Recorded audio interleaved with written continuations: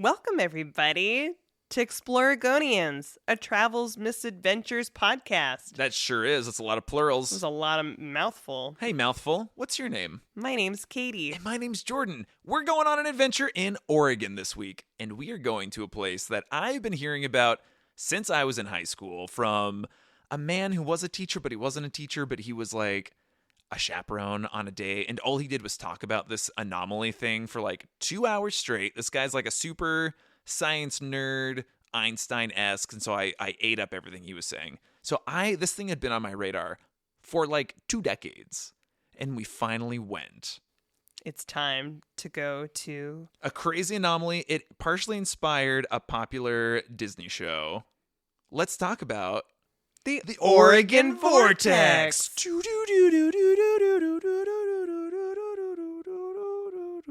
Sounds very Twilight Zone. 1, 2, 3, 4.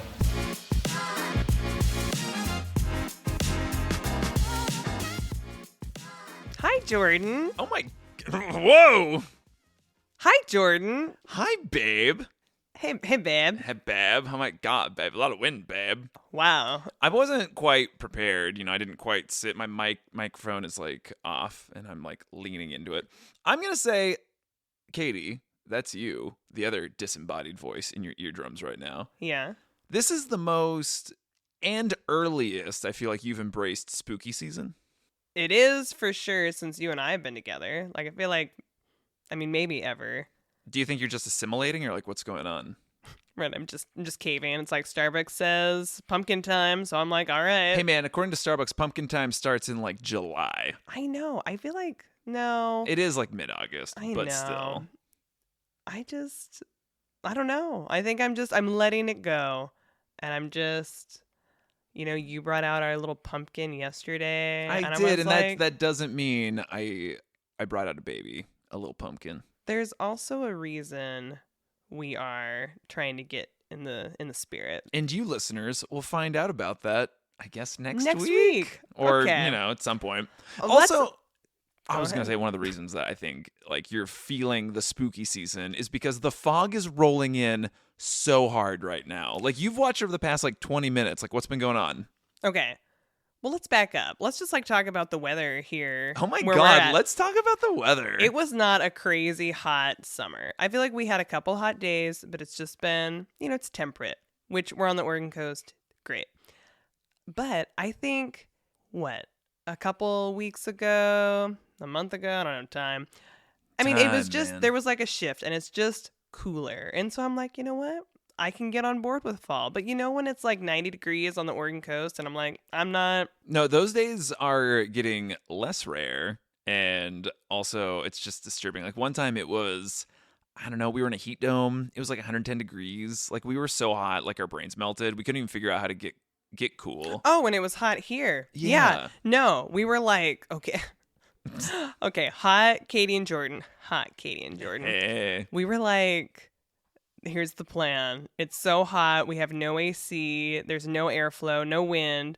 Let's go stand in the bathtub. About 3 inches of water. I think we were naked in the bathtub with Standing in it. ankle deep cool water. We could have sat in it Right, but we didn't. because humanity wasn't meant for this.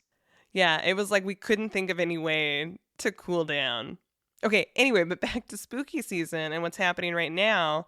So yeah, I've embraced it. But also in the field right now, in real time, it's rolling in. There's like a thick, thin layer. Ooh, a thick, thin layer. A thick. That is No. That is an oxymoron. Okay, I hear that, but what I'm saying is there is a wide, thin layer. No. A thick, thin layer. Okay, No. a thick, thin A layer thick, of fog. like you can't see the. Sometimes it's like a wispy Oh, like fog. it's dense. It's a dense. A dense thin. Dense. Is it thin. dense thin or dense thick? I'm also gonna say, people, I'm still sick. I have not fully recovered. We're thinking Katie might have an autoimmune disorder. I think we're thinking all kinds of things. Yeah, which factors in maybe what you need to do, Katie, is take a trip to the Oregon Vortex. Oh my god. Yeah, maybe it'll make me right. It could make you right, could make you left also. All right. Let's That sounds... take a trip to the Oregon Vortex. When did you first hear about the Oregon Vortex? I was going to ask you the same question. So let me ask you. Hey- Jordan, had you heard about the Oregon Vortex before? Katie, when you watch Star Wars Episode 4, A New Hope, Hey, do you I need you to subscribe No. subscribe to the thought that Han shot first? No. Or did Greedo shoot first? Who shot first? I mean, it was probably Han. Han, you old pirate. Fine. I first heard about the Oregon Vortex via a teacher. He wasn't like our teacher, but he became this like beloved science teacher. I don't know what his past was, what his checkered past happened to be, but Claire Thomas, over the course of like a 2-hour bus trip that he was a chaperone for, when we did like every 15 minutes. Oh, see, I was never a part of that. Every You 15 didn't get minutes invited. is like... It's you- very just. It's an anti-drunk driving program. And like kids die or people in the community, teachers die. I don't think so. They got to work. The claim is that every 15 minutes, I don't know if it's a person or a teen is killed in a drunk driving related accident. Anyway, that's neither here nor there. I was a part of this program. I was A dead body. a dead person. But I'm like, did you volunteer? Were you asked? No, I was You were special. asked. See, I was wasn't special. asked. I was on the student council, Katie. They were like, she cannot skip class. She Keep needs her to- in the classroom. She needs to be in. Okay, hold on. So Claire is giving you, he's chaperoning your every My 15 bus full, minutes. because afterwards we all, because it's like, oh, we're dead, so we don't get to go home or hang out with our friends, or we're not allowed to like text anybody either. Right. Well, yeah. We might have had our phones confiscated. Whoa. So we didn't get to go home, but we went on a field trip. So we went and watched like Meet the Robinsons in the movie theater. The local movie theater? Yeah, no, we went out to Hillsboro and then came back and slept in the 4-H dorms at the Tillamook County Fairgrounds. Wow. And then Sean Hogan was sleeping in the one next to me, and his bed broke. And he yelled out an expletive that was very vulgar. It was about, I don't even want to say it. Okay, well, back to me. It was about the breasts of a deity. That's a Christian deity. Anyway.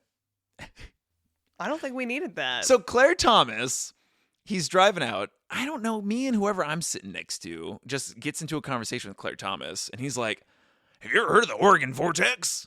And I was like, I don't know what you're talking about. So I probably would have discredited what was said about the Oregon Vortex if it had come from like any of our other teachers. But because this guy was regarded as like, I mean, I still think Claire Thomas is like super smart. Like just book smart, Einstein-esque, like nutty professor, eccentric, super smart. Okay, well, I have like a note. I didn't think he was a teacher. Well, he is. I just thought Why is he this would, guy here? I just thought he would pop in and take people kayaking or Local man, Claire Thomas. like people that come to the schools to help out. They're doing something special. Yeah, well, he was doing something special. Then he shepherded a bunch of dead bodies over Highway 6. That's what I mean. But I'm like, was he a teacher? Also, sidebar. I mean, he's a teacher. We're all teachers. We're all teachers. We're all students. Spooky sidebar. The thin, thick fog has also summoned 2 insane bats trapped in like an eternal dance outside our window. I need you to focus. So it's like it's thick, thin fog, and it's bats. I mean, it's Halloween, babe. Okay, well, if you can't tell, we are recording this podcast at night. 4 a.m. It's very early with the fog, thick, thin. Okay, we're going to move on from you and your teacher. Me and Claire. No, for like 2 hours, he's talking about the Oregon Vortex. So, I mean, it's very conspiratorial. He's like, have you ever heard of the Oregon Vortex? And then just goes on about how this, like, it's this beautiful, incredible, like, strange geomagnetic field. It's like gravitational. It's like things don't work right. And so for the past, I don't know, 20 years, I was like, whoa, should I go there? How do you get there? I thought it was in like Southeast Oregon. So I was very surprised when I found out it was like between Grants Pass and Medford. Okay, well, at least you knew about it. I had no idea what it was. At all. No. Damn. Had not heard of it. Did not ring a bell. Did you know was it the first time hearing about it when we went 2 years ago? Yes. Because I think... Is there a frog? Do you hear a frog? I need you to respect. The frog. If you don't respect the The brooch, brooch. You don't respect this me. episode is all over. We're off the rails, babe. We So are there's Claire off. Thomas, No, we are done with Claire. I'm telling who you. was eventually a teacher. I think eventually they gave him a license, and he wasn't just. They gave him a license. Well, you know how the school district is. Well, yeah, one of our friends who definitely does not speak Spanish was the Spanish teacher at our local high school. For a year. It was like, what is going on there? And eventually, like, the students at this high school started playing a game, being like, "Hey, what teacher's on a provisional license or an emergency license? I don't know." So Your 2 turn. years ago, Okay, and you were like, "What's that?" we are on a trip. Yeah, as We're on you a know. birthday trip for my- Jordan's birthday, Golly, and with your parents. My and parents their are million there. dogs. they had a lot of puppies. 101 Dalmatians is It's what a they whole had. it's a whole thing. Anyway, they pitch the Oregon Vortex. And I had kind of written it off. I was like, roadside attraction. But then I remembered Claire Thomas in the back of my head. The three of you knew what you were talking about. I was like, I don't know what you're talking about. So, yeah, I didn't know until we literally drove up to it. And even when we got there, I'm like, I don't know what we're doing. Like, I don't understand. I just don't understand what we're doing. I love that. I love that so much. So, Well, since you're prefacing that you don't know anything about it, let me tell you via their website. why don't you tell everyone? The famous circular area with its unique phenomena, open to the public since 1930. The Oregon Vortex is a glimpse of a strange world where the improbable is the commonplace, and everyday physical facts are reversed. It is an area of naturally occurring visual and perceptual phenomena, which can be captured on film. No matter your education or profession, you will find a challenge to all your accepted theories. Use the menu to the left to discover more. But then my favorite part is it's talking about what a vortex is. And so basically they're describing how there's this maybe it was 164 feet and 4.5 inch in diameter whirlpool of force, this circular vortex, half above ground, half underground on this little 3 or 4 acres of land. So again, on their website, Katie, you're going to hate this description, but this was on their website. Your eyes got wide. I'm so excited to read it to you. Is it because it's spooky season? Okay. A vortex, essentially a whirlpool of force, is the basic form of our universe. From our galaxy, whose vortex form we see as the countless suns of the Milky Way, throughout the gravitational vortex of our solar system, down to the vortex of an atom. The vortex form recurs throughout our world structure. The phenomena that gives the Oregon Vortex its name are evident throughout the entire area. Nowhere in the circle do you normally stand erect, which is my favorite sentence. Inevitably, the visitor assumes a posture that inclines toward magnetic north. The corona of the vortex, as well as the minor vortices discovered during the continuous study of the vortex, are among the unique phenomena to be observed here. Wow. That's via their website. Okay. How do you feel about that? I feel like it's hard for me to take that in. It's hard to process. The vortex. I mean, and then you said it started in the 30s. It started in the 30s from a guy named John Litster, who was a physicist / geologist who quote unquote developed the property in the 1920s. And he conducted experiments until he died in 1959. But via an article in the New York Times from 2003, there was some quote about how after compiling his filings, original owner Mr. Litster said, Oh, right. I forgot that name. Litster? Litster. Said, quote, okay, so so John Litster said, quote, "The world is not ready for this." And he burned all of his notes. Yeah. Yeah. Okay. Because I feel like when we went in, and then there's, of course, there's a gift shop. And I feel like there was some weirdness about Mr. Lister. I think it's Litster. Litster. There's a lot of T's in that. Glitster. All right. Also, I feel like the shop shack was like really small. Like it was kind of short, kind of funky. You walk in. The admission price to the Oregon Vortex, I'm going to say exorbitant. Do you remember how much it was? No. Well, in 2000, But I don't remember it wasn't like $5. in 2003, during this New York Times article, it was like $6 or $8 to go to the Oregon Vortex. And, inflation. Sure. But I was like, that sounds like a really reasonable price today. But currently admission is like $22 for an average Joe like you or me. Well, I mean, they got to make it, they're probably not that busy, but there was actually a lot of people when we went. Right. Well, because you're not that far away. You're kind of in a weird in-betweensy between like Grants Pass and Medford. So, I mean... So, right, if you're in those areas and you're like looking for things to do, it's definitely... It's like a half-hour drive from both because Grants Pass is to the west and Medford's to the east. It's technically in the city of Gold Hill. I just remember kind of driving down like a gravel road. Oh, yeah. And I was like, what did my parents pick? And I feel like I was trying to ask you about like what we were doing, and you were kind of like, I don't know. Claire Thomas. Claire Thomas. Who may or may not be a teacher. But yeah, so this thing opened in 1930, apparently. And so it was just a I think way... they're doing the same spiel. I do believe they're doing mostly the same spiel. It was like, oh, we reenact, Mr. Litzter's like famous experiments here. So, okay.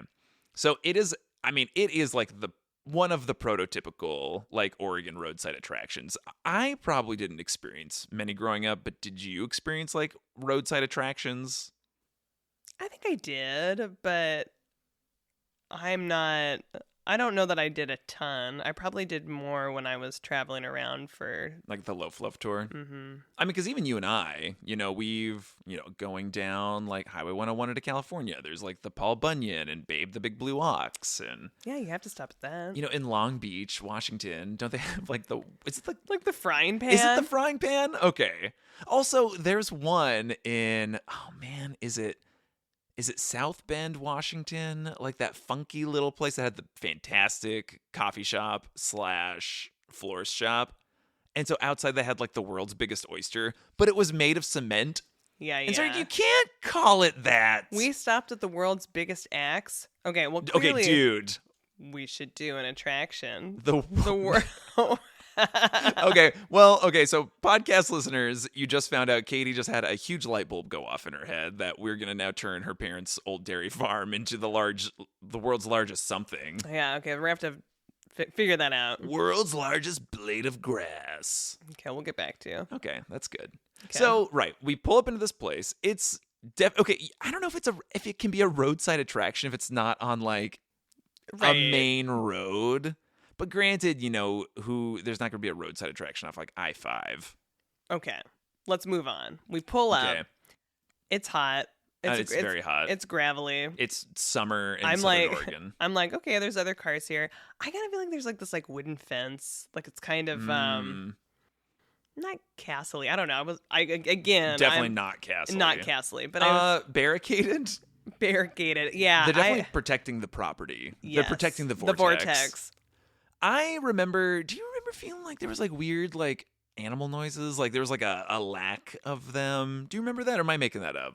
Like there was something eerie going on? Right. No, I remember that. Okay, it's not like a Mandela effect. I'm like, they told me. No, I just think that it was kind of different. But again, at this point, I'm like, I don't know what we're doing. Okay. Okay, so you can't just walk into the Oregon Vortex. Unfortunately, because it's on privately owned land. Oh, and see, that's probably why they have the crazy fence gate thing. Yeah, so it's like that you can't stand at the edge of the vortex and feel it. You can't just feel the vortex. That's right. So you have to pay $22 to experience. Okay, we got it. It's 22. The vortex. It could be higher by the time you listen to this. It is currently closed for the rest of the year, I think, though. They've closed it to maybe there's like landslides happening or boulders are falling or something's going on. So maybe they're working on the vortex. Mm. So yeah, It was just the weird cosmic energy right now. we go in. You have to do a tour. You can't just walk around. Everything's a Right. guided tour. Right. And so I think tours are 45 minutes.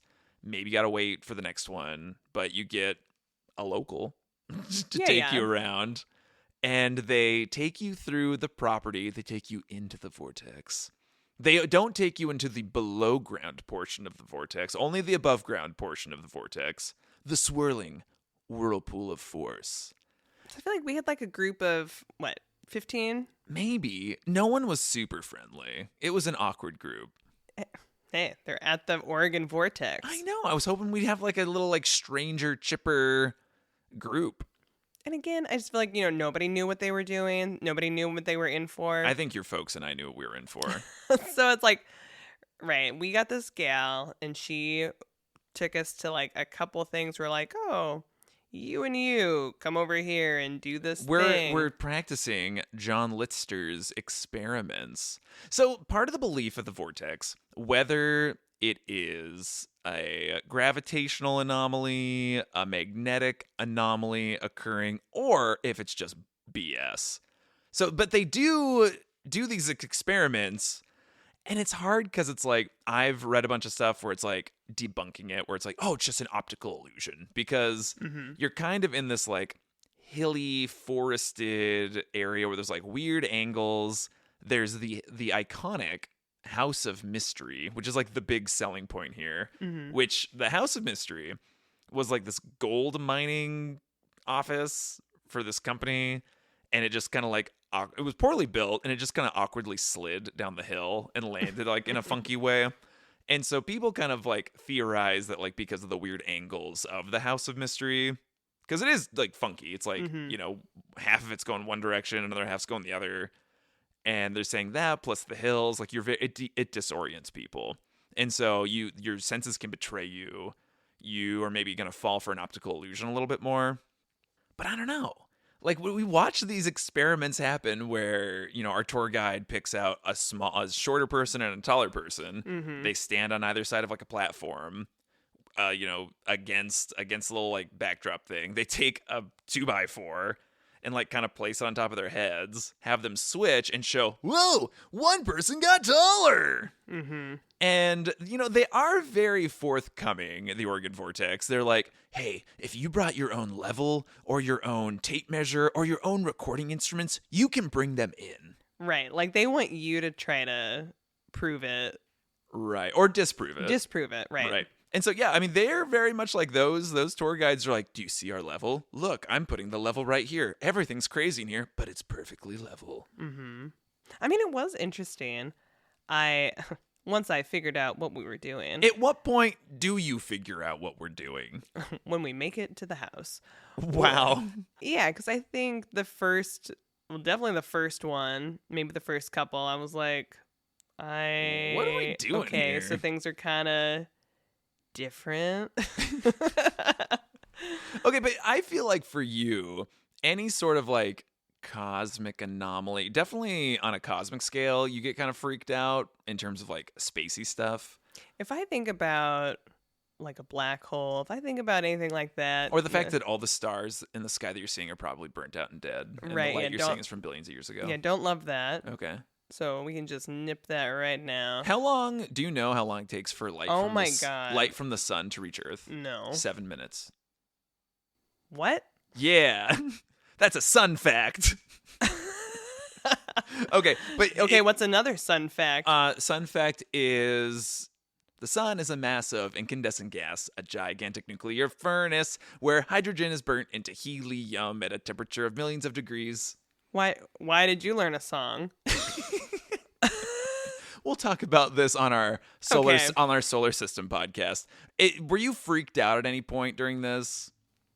I think I do have a memory of being like a little kind of weirded out, but I think it wasn't.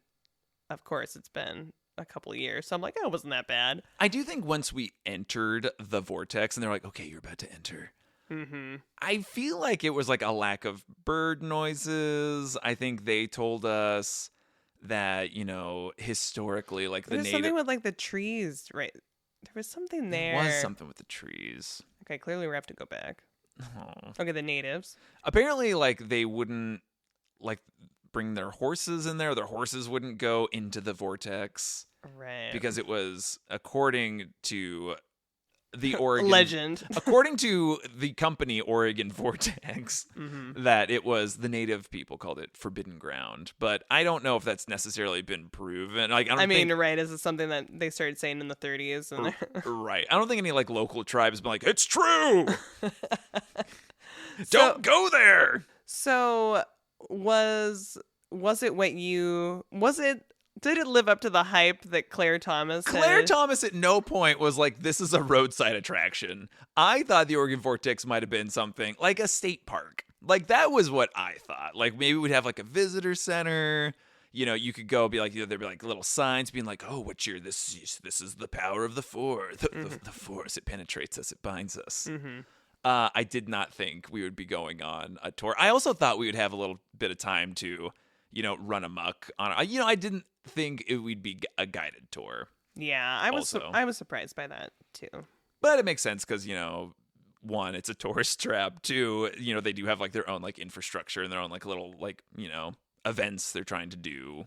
I mean, I do think that, like, you know, like you said, it's like built on hills and all this. Like, I mean, I it think was somebody the could get ground hurt. was so uneven. It was wild. I could see why that cabin fell.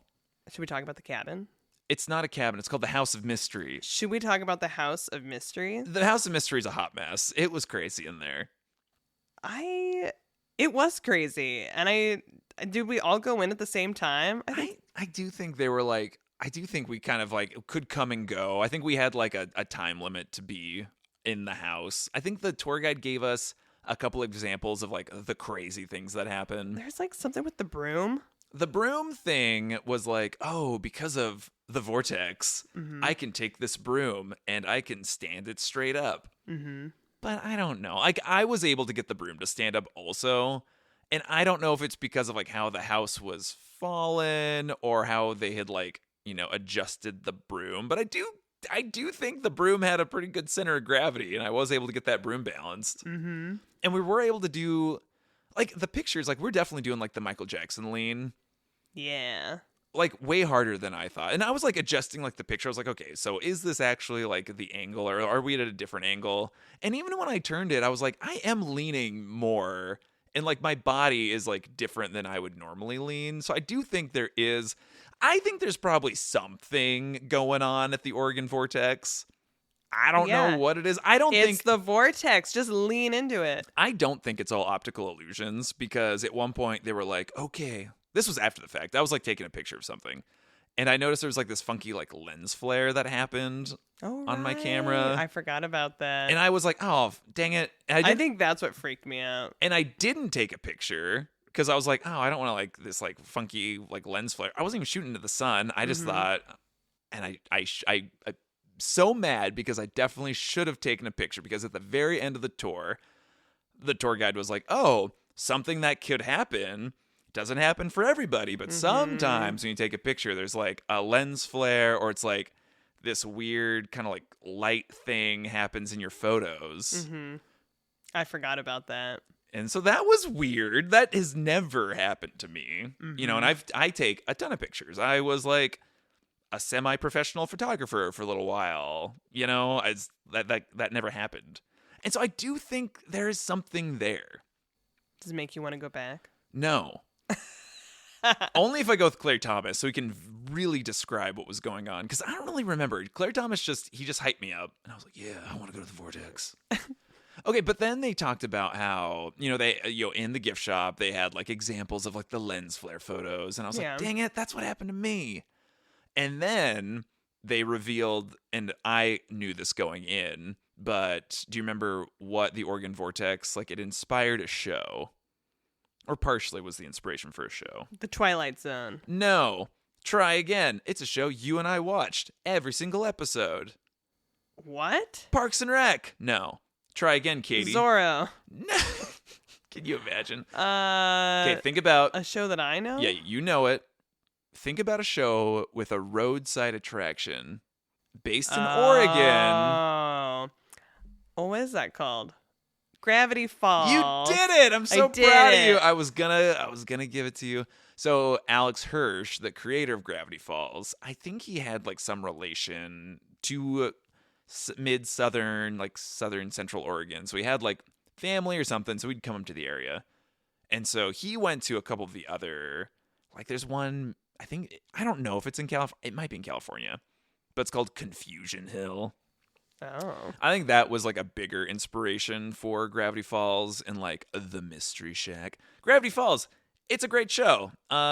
Disney should probably give us money for promoting it. Anyway, Probably. but then, the House of Mystery and the Oregon Vortex was one of the other like big inspirations for it. Interesting. Yeah, and so the folks there were like very excited about that. And I think like some of the staff like did a trip to go check out the Oregon Vortex. So they had like a picture of them. All with their brooms. They did not have, nobody was holding a broom. Also, that makes it sound like it was like a witch's coven. I mean, in my mind, we all had brooms, but I think there was only one broom. I think there was a single broom. But again, in my memory, we all have our witch's broom. Dude, what if the broom had magnets in it? No. Okay, do you believe in the Oregon Vortex? Yeah. You do? I mean, what do you think it is? What do you think's going on I there? think it's a vortex. It's a vortex. It's a spherical field of force, a whirlpool of force. So we kind of mentioned it before. I believe in energy. Ooh. And there was something different there. I mean, God, there's probably so many vortexes around. They just don't have a house and all this stuff going on. Okay. So the house itself. So right, we kind of go through it. It's janky. It's falling apart. They I have feel like you have to duck. yeah, you definitely have to duck. I don't know. They built it for hobbits. Like I don't know how it's settled and how they've been able to like, I don't know if they've like maintained it or rehabilitated it. I mean, they've probably done some work to it. Right. But then it wasn't just the broom, experiment. They also had that was where we watched something roll uphill. Oh, right. And I don't really remember the rolling uphill thing. What happened? I mean, wasn't it just like a ball? I think it was just like they had a slope and they like pushed a ball and it Right. rolled uphill. Right. And I think to me, I was more impressed with the broom. 'Cause probably I was like, where it's like, oh, is this an illusion? Is this? Is it that? Right. Like, I mean, the broom was more hands-on. Also, a way better prop. I don't know. I guess the other thing, it's like if there were magnets. I mean, because I feel like they're very much like check everything out. I don't Well, actually believe they're like Here we magnets or go. anything. We bring our own broom. I don't know. I don't know if they offered your own broom. That was part of it too. I'm bringing my own broom and my own tape measure and my own. Okay, do you remember feeling like disoriented or anything like in the House of Mystery? Yeah. Really? Well, it was kind of. I think if I felt anything, it was there. Okay. Like I felt the most. Not The the most power. powerful, but I felt the most energy in that space. Oh, interesting. I think, and I don't know this for sure, but when I think about the Enchanted Forest outside of Salem in Turner, Oregon, like they have an area in there because it's based off of like, fairy tales, things that are like public domain. But they do have a room where like they have like this goofy like slanted floor, like crooked house kind of thing. And I'm curious if they took inspiration from the Oregon Vortex in this, because when I'm like looking at some of the pictures that we did, I'm like, oh, it's like Right. kind of like that going on. You're like, I've been here before. Right. I'm trying to think of what else. And I think at some point they had dropped two things simultaneously, but like one should have been heavier than the other, and they felt like the same rate or something. I think what we're saying is that you should go and have your own experience. But see, I don't know if I'm promoting people to go to spend $22. You're telling me, do you believe in the vortex or you don't believe in the vortex? I think I believe that there is some sort of physical anomaly happening there. Sounds like he's skeptical. You're correct. I do think I am skeptical. I'm skeptical at some of like probably the mysticism surrounding it. Because the family that took over after John Litster died in 1959 of unknown causes, I don't know if that's true. The vortex. The Vortex claimed him. He became one of the Vortex. He became one of the He- Force. My God, that's who was in the pic. In my pick? Yeah. The ghost of John Oh, Litster. Oh, wait, you didn't take a pic. I didn't take a picture of a ghost. It was just a lens flare. Okay. I was like, here's Casper.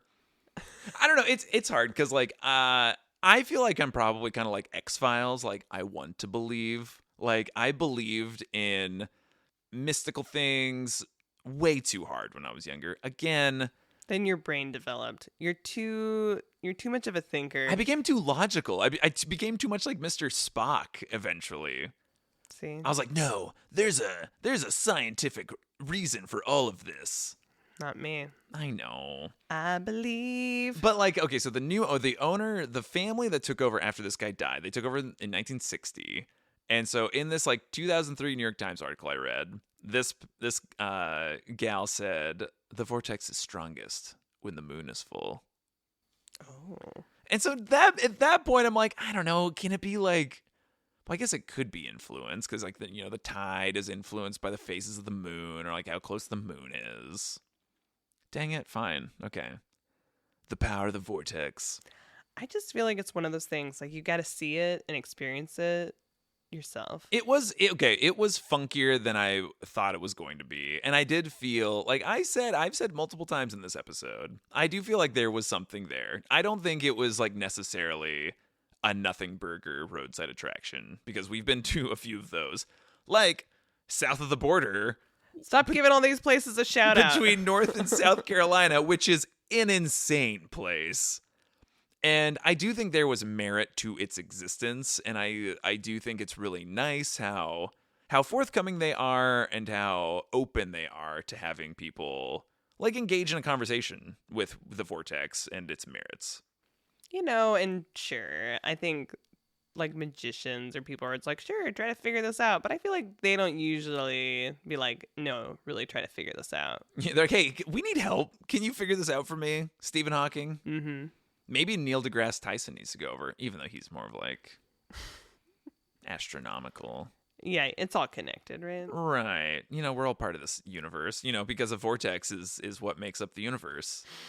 The vortex. There's also something in there about how there's like 15 lines. There's like 15 bisecting lines like within the vortex or something. Right. And the logo, I was like, why is there a basketball as the logo? But it's like an orange logo with like all these lines on it depicting the vortex. Right.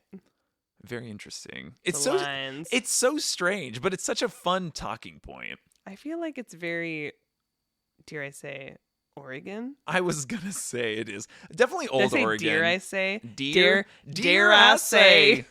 I feel like I don't think an Oregon Vortex could appear like in modern Oregon though, and that's kind of sad.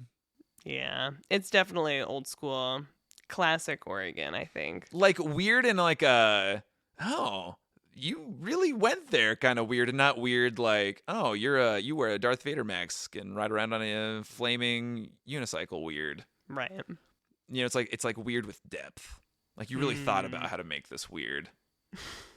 I don't know. What's another? I mean, can you think of another like Oregon roadside attraction? No, because I am here to talk about the Oregon Vortex.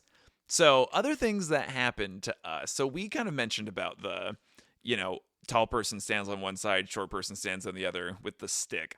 So the Oregon Vortex, they describe that phenomena as like the vortex has some sort of influence or the magnetic poles have some influence on the vortex. So it was like if you're standing more towards magnetic south, you grew taller. And if you were coming magnetic north, you got shorter. And there were weird things that happened.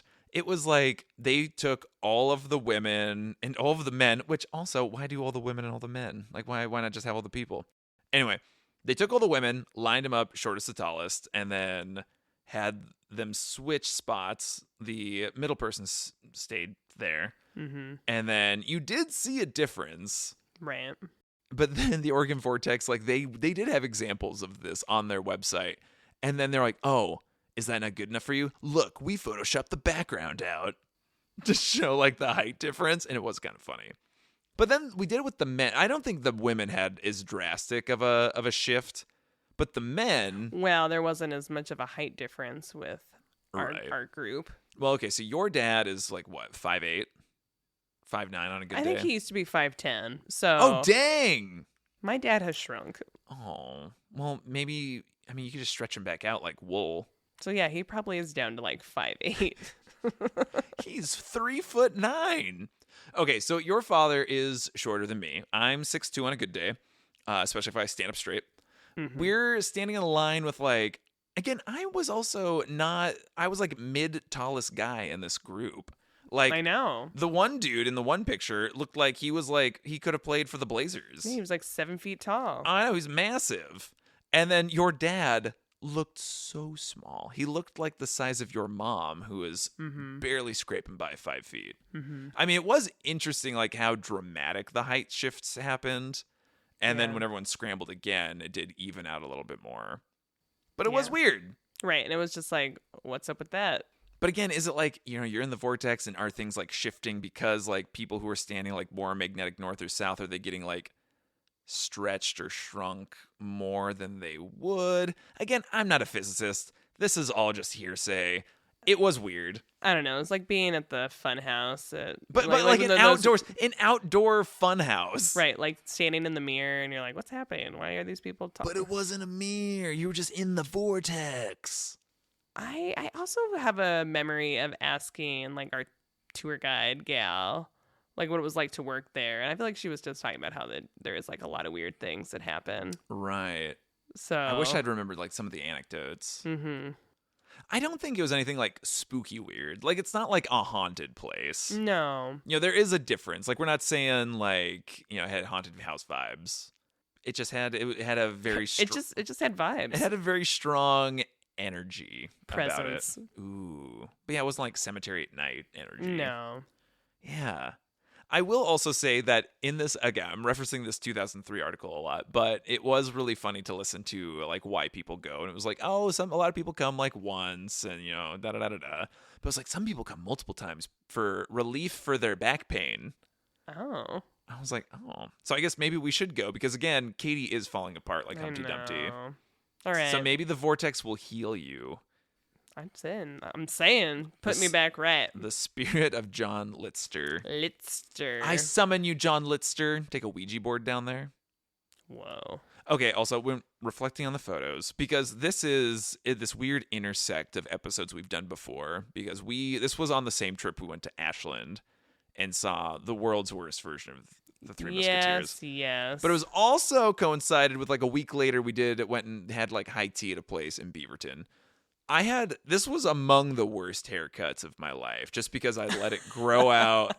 It was like dry and shaggy and I was like a homely woman. It was just nothing good. Like, my curls didn't look good. I mean, they're bad pictures. You are so cute. And I just want to Photoshop. I wish the Oregon Vortex could fix me in those pictures. This is sad. No, it's fine. No. It's just, I have my good days and my bad days. No, you only have good days. I think it was just like this month chunk of time where I had a really funky haircut going on. Well, you're always down on your birthday. Well, I was pretty happy on this birthday. Because you're at the Oregon Vortex?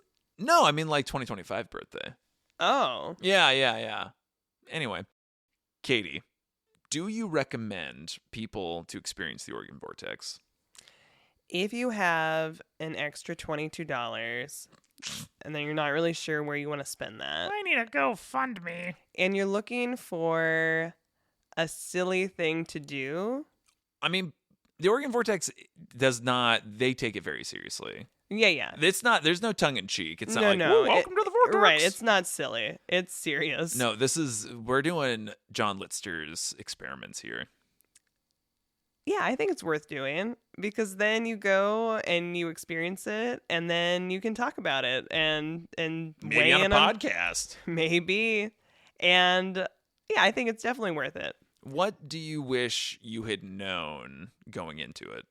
I think it would have been helpful if I had learned any of the stuff that you have disclosed Beforehand. beforehand. I think knowing some history before Because I do think other people in the group, there were some people that did know. Oh, I mean, there were some Litster heads. Yeah, and there was some other people that were more like me. We're like, I don't know, I'm just here. I also feel like we didn't have any cell service, so like we couldn't have like Right, we couldn't look it up. Right. So I think just some background while we were waiting to start the tour or whatever would have been, it could have helped orient me. Oh, well, the vortex is all about disorienting you. Well, that's also true. What about you? I do think, I don't know, something I wish that I had known. I think I wish I would have known it was going to be like a guided tour kind of thing. I think I could have prepared for that a little bit more and maybe pushed to be like involved in some of the experiments, really get a hands-on feel. Maybe I would have known that they invite you to bring your own like measuring devices, and I could have been like, Oh, here's my tape measure. That would have been good. I mean, what other instruments could we have brought? You know, we got level, tape measure, Broom. okay, broom. What else? I don't know. Maybe like a couple items to drop, like different weights to see how that affects. I don't know. I was thinking that like the string with the little, like hypnotize you. Oh, or I at first I thought maybe like a pendleton, like a pendulum or like a Newton's cradle. But you just want a hypnotist No, dingle hopper. I don't know. I don't know what we need for the Oregon Vortex, but we need something. I want to take Claire Thomas. I kind of want to ask Claire Thomas. You again. should. Be like, hey man, I went. you owe me $22, and also, Hey, it was worth the memories. I think I would want to try to recapture one of those lens flare pictures. Yeah. And I'm really bummed I didn't get one. God, sucks. Sounds like we're going. How did you feel leaving the vortex? I think I was like, whoa, what did we just do? How do you think you felt leaving the vortex? I feel like I felt fine. I don't think I felt like discombobulated or disoriented or anything. Did you? Not that I recall. Yeah, I mean, I think I felt happy. I felt very happy to have gone, done this thing. Again, this is a good like travel thing. A place that you've heard about forever, even if you've kind of like discrediting it in the moment. I think it is kind of worthwhile to finally go and experience it and be like, I did it. Totally. That's a thing. We've had those experiences like on the East Coast of being like, oh, we have to go to Portland, Maine, because, we have our Portland here. And it was interesting, and it's good that we've done it. Yeah, I think especially if you have a place that you're interested in or just something that's been bugging you, I think it's just a good life advice to go and do it. Especially when it's like ridiculously convenient. We were going home. Like we were going. I disagree. You should do it when it's the most inconvenient. Yeah. Well, I mean, we were like heading home from Medford. Where we had like a big day of drive, and we were right there. So it worked out.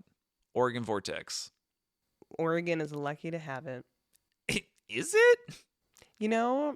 Is it going to be here in the next 20 years, 50 years? I mean, it would be interesting because if someone were to purchase it, because I think the last time, the reason this New York Times article exists is because I think the owners were trying to sell it. I think ultimately it went to their kids, like they took over the business. Mm-hmm. But it kind of read like, I don't know if they're trying to do like a quick cash grab, because in 2003, I think they were trying to sell it for $3.5 million. Again, only a couple acres with like maybe a modest house. Plus, whatever else is going on with the vortex itself. Hey, that built-in tourism, I guess. Yeah. Yeah, that's interesting. It was like, I think it was described as like an iconic, like world-renowned business or something or experience. So I know we should have found out how many visitors they get annually. Well, that can't be because, the Tillamook Creamery in Multnomah Falls, I think, are always kind of in the running for like biggest like tourist attraction in the state. And I'm curious where the vortex lies. I mean, it is out of the way, but So here's the question. The Oregon Vortex, is it real or is it a tourist trap? Are you asking me? I'm asking you. I feel like I've already answered this multiple times. So, hey, Jordan, I ask you this. Oregon Vortex, tourist attraction or whatever you said? Okay. Like a real thing or a tourist trap? I think it does. One or the other. I Pick a don't. lane. Well, I'm not going to do a binary. I think it has factors of both. I think it's it's a business. It's trying to make money. It's very diplomatic of you. I know it's both, and I think it can gladly be both, and I'm happy it exists. So to the Oregon Vortex, I salute you. May John Litster live on forever in infamy. All right. I feel like we are done with the Oregon Vortex. How many times do you think we said Oregon Vortex in this episode? I think we should quite make, a few. We should make it a drinking game when we edit it. Oregon Vortex. You just said this so you can take another drink, and you don't even drink. Of tea. Ooh, delicious. So, Spooky Gal. Yes.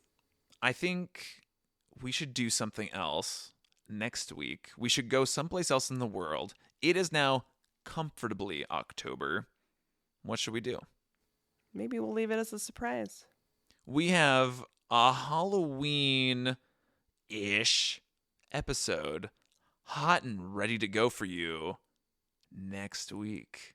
How spooky. It's going to get you in the mood. But will it? It's not in Oregon. Let's give some hints. It's not in Oregon. It's on the west coast It's also of the United States. crazy capitalist. So crazy capitalist Halloween surprise. All right. We're going to a candy factory. Yeehaw! Yippee-yi-yay. Yippee-yi-yay. I'm going to bed.